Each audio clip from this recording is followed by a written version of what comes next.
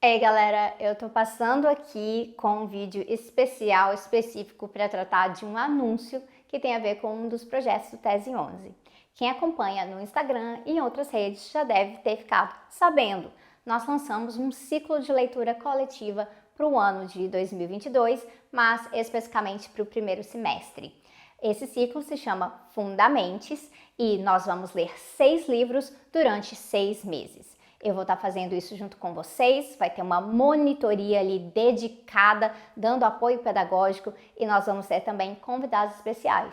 O nosso ciclo vai funcionar com vídeos que vocês podem ali assistir no seu momento, mas também com algumas atividades ao vivo, mas que também ficam gravadas para você acompanhar depois. Todas as informações que você precisa saber já estão disponíveis em fundamentes.com.br ou diretamente no nosso Instagram.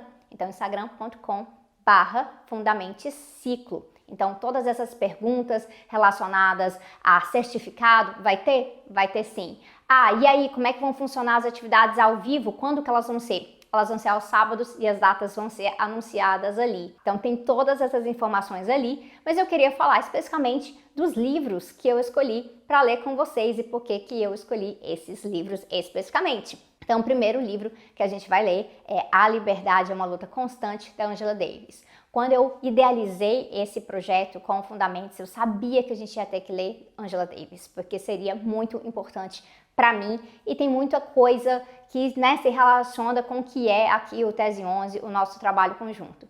E A Liberdade é uma Luta Constante, para mim é um livro que ela fala tanto de abolicionismo prisional, quanto Palestina, quanto gênero, quanto raça, e se mistura tudo ali e tem uma potência realmente muito grande.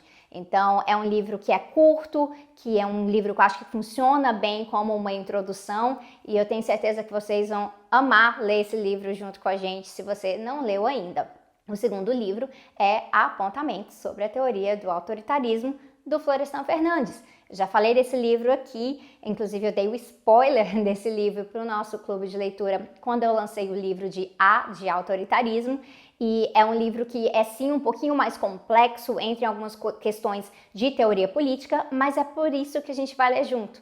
Então, eu preparo um roteiro de leitura, a gente vai tirando as dúvidas, eu quero tornar esse livro muito acessível para vocês, mas eu já adianto que eu considero um dos livros mais acessíveis do Florestan, porque foi um livro preparado a partir das suas anotações de aula. Então, ele não é ultra acadêmico ou nada assim. O terceiro livro que a gente vai ler é o Ligações Perigosas, da Cinzia Arruza, justamente para a gente entender um pouquinho mais sobre feminismo marxista. Eu sei que tem muita gente que pede mais conteúdo sobre isso aqui no canal, então é a grande oportunidade da gente se aprofundar conjuntamente. Eu admiro muito o trabalho da Cinzia, a gente tem um vídeo juntas aqui que foi gravado um tempo atrás, mas agora é sobre mergulhar nesse livro em que ela traz os debates das contradições, as tensões relacionadas ao feminismo marxista, e eu acho que muito do que é trazido naquele livro também se relaciona com outras questões sobre pensar a exploração de classe sem estar separado do tipo de opressão que as pessoas enfrentam na sociedade. E não é só um tipo, são vários tipos. O quarto livro que a gente vai ler é Ensinando o Pensamento Crítico, da Bell Hooks. Bell Hooks não é marxista, então as pessoas talvez perguntariam o que ela está fazendo aqui. O que ela está fazendo aqui é contribuindo muito para o debate. Vocês sabem que não existe esse preciosismo aqui no trabalho em Tese 11. Nós nos alimentamos dos bons debates críticos, e é um livro que pode parecer pelo nome que é um livro para professores. Não é um livro só para professores.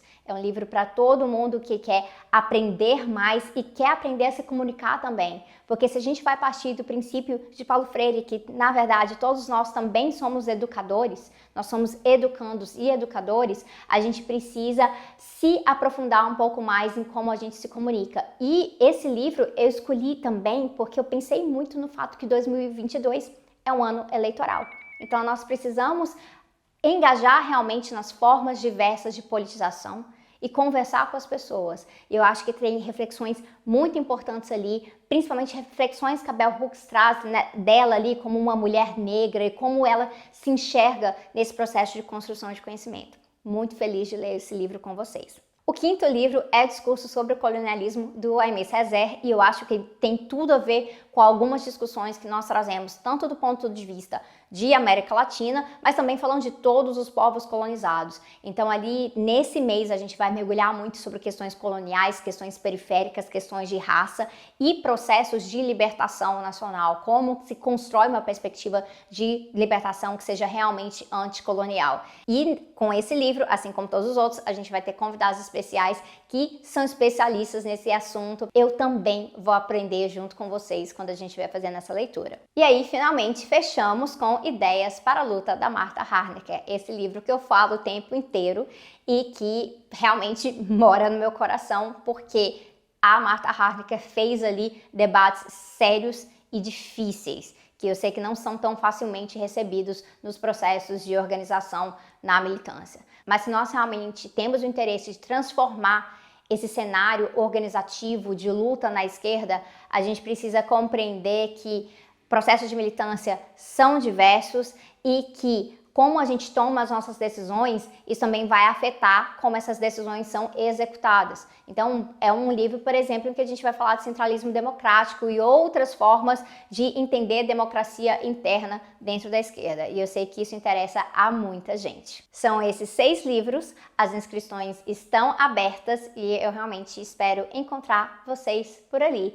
Mas se você não pode se inscrever, seja porque é questão de tempo ou financeiro, alguma coisa, não se preocupe. O Tese 11 segue firme e forte, sempre disponível aqui para você nas diversas redes em que a gente se encontra e gratuitamente também. É isso por agora e eu vejo vocês em breve.